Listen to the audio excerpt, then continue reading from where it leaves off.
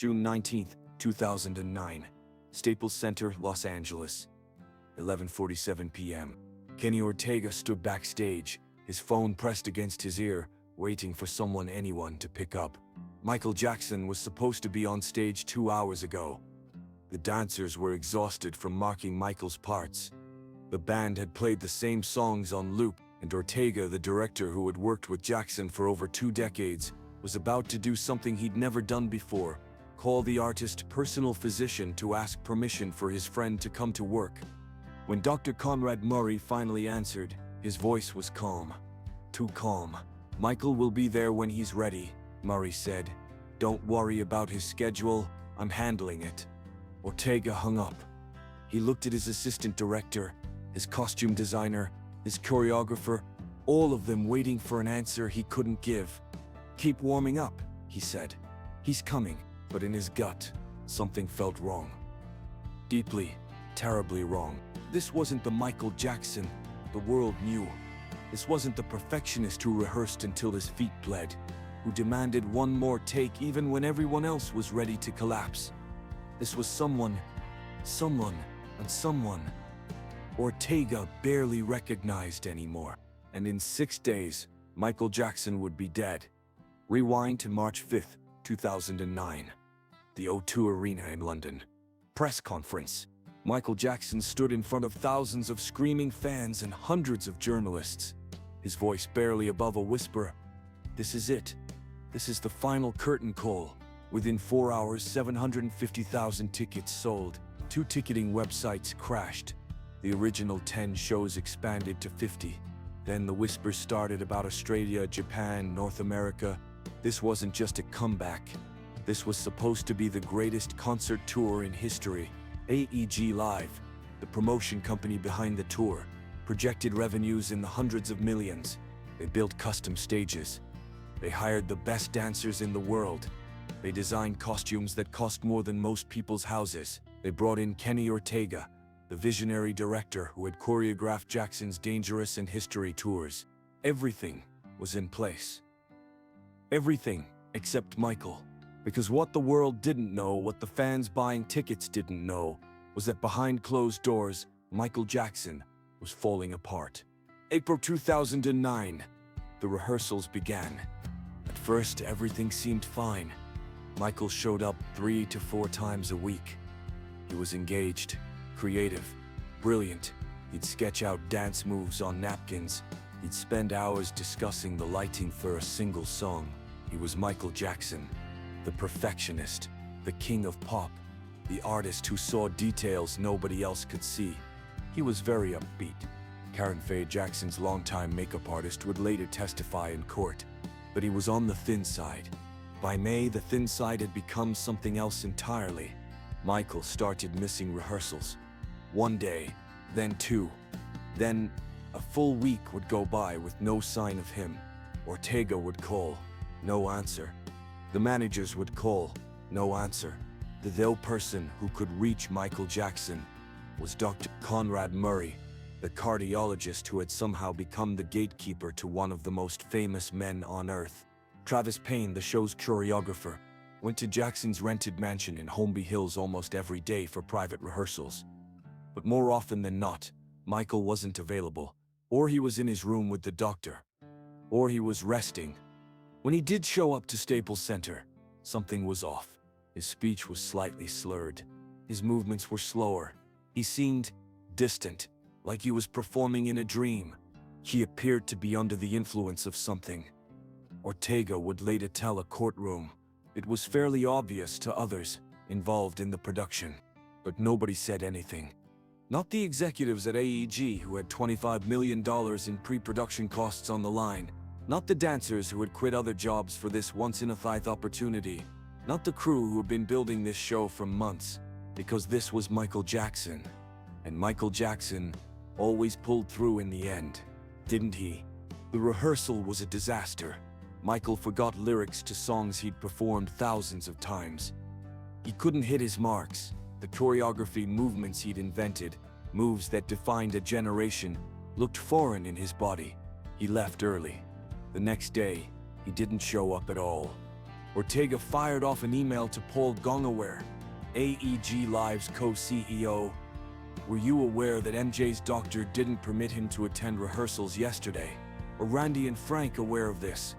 Please have them stay on top of his health situation without invading MJ's privacy. It might be a good idea to talk with his doctor to make sure everything MJ requires is in place. The response came back quickly. Murray was now in charge of Michael's schedule. If Ortega wanted to know if Jackson was coming to rehearsal, he should call the doctor. Ortega was given Murray's cell phone number. He programmed it into his phone. The director of a $400 million concert tour was now calling a cardiologist to ask if the star would show up work. He was my lifeline, so to speak, Ortega would later testify, his voice breaking. For the next week, Michael Jackson was a ghost. No rehearsals, no calls, nothing. Just Murray's calm voice on the other end of the line, always saying the same thing. He needs rest. Don't worry. I'm taking care of him. But Ortega was worried. The tour was supposed to move to London in a matter of days. They were running out of time. Michael Jackson arrived at Staples Center at 9:30. The moment Ortega saw him, his blood went cold. I saw a Michael that frightened me, he would tell a jury 4 years later, tears streaming down his face. He was shivering, cold. He seemed lost. Jackson's skin looked gray under the rehearsal lights. His eyes were unfocused. When people spoke to him, he would nod, but it wasn't clear if he was actually hearing the words. He was wearing a year of clothing, despite the fact that it was June in Los Angeles, and the Staples Center was warm. Ortega touched Michael's feet. They were ice cold. Michael, when did you eat last? Ortega asked. Jackson didn't answer, or couldn't answer. It wasn't clear which. Ortega sent someone to get food. He wrapped Jackson in blankets. He rubbed his friend's feet, trying to get circulation going, trying to bring warmth back into a body that seemed to be shutting down. He appeared lost, cold, afraid. Ortega testified. I thought there was something emotional going on, deeply emotional, and something physical going on. He seemed fragile. Faye, the makeup artist who had known Michael for decades, watched from across the room. She would later describe Jackson as emaciated. At nearly 6 feet tall, he weighed around 130 pounds. She had never seen him like this. Never. Associate producer Alif Sankey stood next to Ortega. She was crying. Ortega was crying, and Michael Jackson sat there, wrapped in blankets, shivering, while the crew of his comeback tour watched. Why can't I choose? Jackson kept saying, over and over. Why can't I choose? Nobody knew what he meant. Or maybe they did and it was too terrible to acknowledge. Ortega made a decision. Michael wasn't going on stage tonight. It wasn't safe. He could hurt himself. He could collapse in front of everyone. Instead, they would run through the choreography without him. Travis Payne would dance Michael's parts.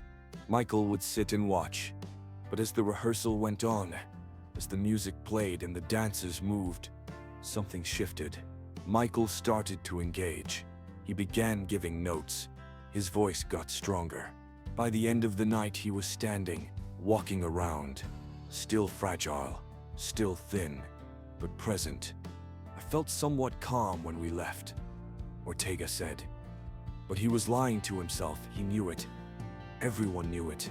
That night, Ortega went home and wrote an email that would later be read aloud in a courtroom, each word a dagger. My concern is that the artist may be unable to rise to the occasion due to real emotional stuff.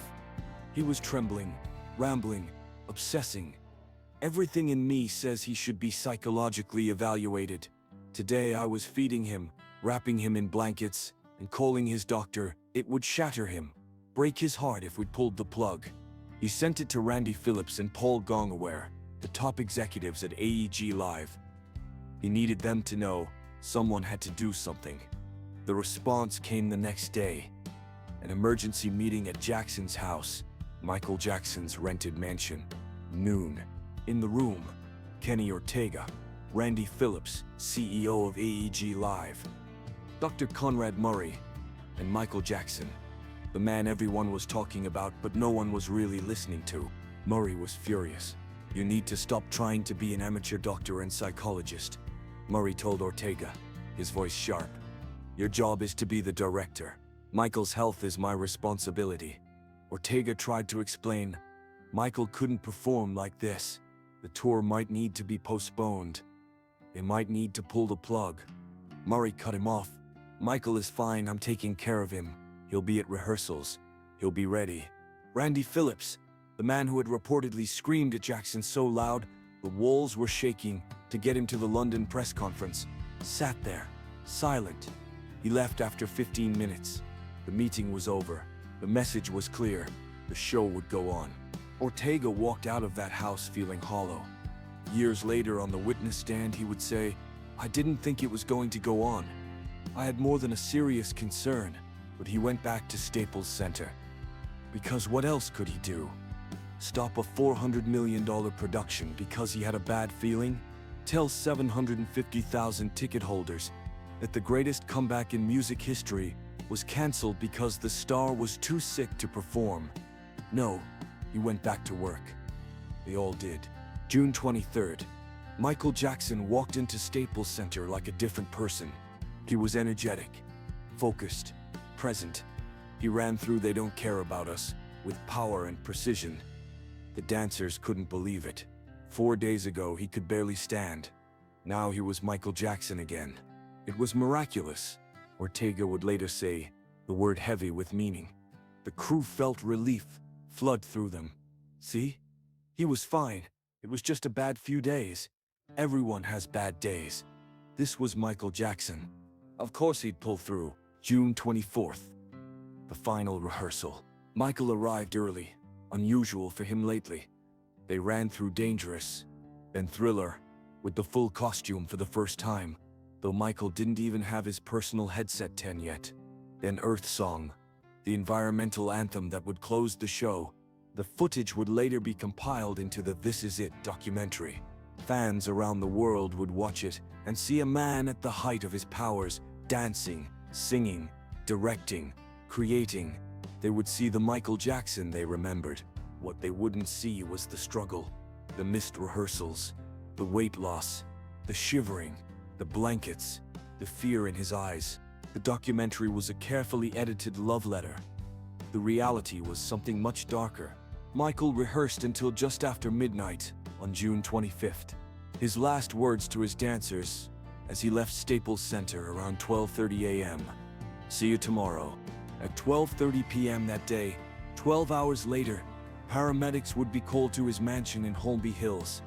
At 2:26 p.m., Michael Jackson would be Baines dead at UCLA Medical Center. The cause of death: acute propofol intoxication. The surgical anesthetic that Dr. Conrad Murray had been giving him every night to help him sleep. The drug that Murray would later admit to police he'd administered that very morning. The drug that, in the wrong hands, could stop a human heart. The This Is It documentary was released 4 months after Michael Jackson's death. It made over $260 million worldwide, more than any concert film in history. Fans filled theaters to see the show that never was, to hear Michael sing one last time, to imagine what might have been. In the film, there's a moment during Earth Song where Michael stands on stage, his arms spread wide, his voice soaring. It's powerful. It's moving. It's vintage Michael Jackson. What the film doesn't show is that this performance was from June 24th, Michael's last night alive. What it doesn't show is that just 5 days earlier, Kenny Ortega was wrapping him in blankets and feeding him by hand because he couldn't take care of himself. What it doesn't show is the email chains between AEG executives discussing whether they should pull the plug on a tour they'd invested tens of millions in.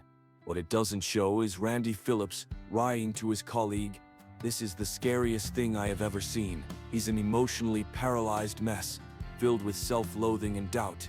What it doesn't show is Dr. Conrad Murray administering propofol in Michael's bedroom night after night, trying to knock him unconscious so he could rest enough to rehearse the next day. Murray, who was $1 million in debt. Murray, who had abandoned his medical practice to work for Jackson. Murray, who would lose everything if the tour was canceled. What it doesn't show is Michael Jackson saying, "Why can't I choose?" over and over, like a man who had lost control of his own life. The documentary shows us the artist, the genius, the king of pop. It doesn't show us the man who was dying right in front of everyone while the cameras kept rolling. But Dr. Conrad Murray was convicted of involuntary manslaughter in 2011 and served 2 years in prison. AEG Live was sued by Katherine Jackson and Michael's 3 children for wrongful death. The trial lasted 5 months. In October 2013, the jury found AEG Live not liable, concluding that, by they had hired Murray, they could not have known about the dangerous propofol treatments. But the testimonies from that trial, from Kenny Ortega, Faye, the dancers, the crew, painted a picture that the This Is It documentary never could. They described a man who was struggling, suffering, crying out for help in the only ways he knew how. The 50 concerts at the O2 Arena never happened. The world tour never happened. The greatest comeback in music history became the greatest tragedy. And somewhere in the archives, there are over 100 hours of rehearsal footage, moments of brilliance, moments of struggle. The real story of Michael Jackson's final days, mostly unseen, carefully edited, for fittering complete. There's a moment in the This Is It documentary, blink and you'll miss it. It's from the June 24th rehearsal. Michael has just finished Earth Song. The music fades, the lights dim, and for just a second, the camera catches his face. He looks tired, not the energetic, powerful performer from moments before, just tired. A 50-year-old man who's been famous since he was 5, who's been performing since before he could remember, who's carried the weight of the world's expectations for 45 years. Kenny Ortega is standing off stage watching. In 18 hours, he'll get the phone call that changes everything. In 18 hours, Paul Gongaware will tell him, "Our boy is gone," and Ortega will think it's a prank, some weirdo on the phone, because it can't be real. It can't be. But in this moment, this frozen frame from June 24th, 2009, Michael Jackson is still alive, still creating, still dreaming of the comeback that will remind the world who he really is. He turns to leave the stage. Someone, maybe a dancer, maybe crew, says something. Michael smiles, waves. "See you tomorrow." The camera keeps rolling for another second. Then it cuts to black. Tomorrow never came.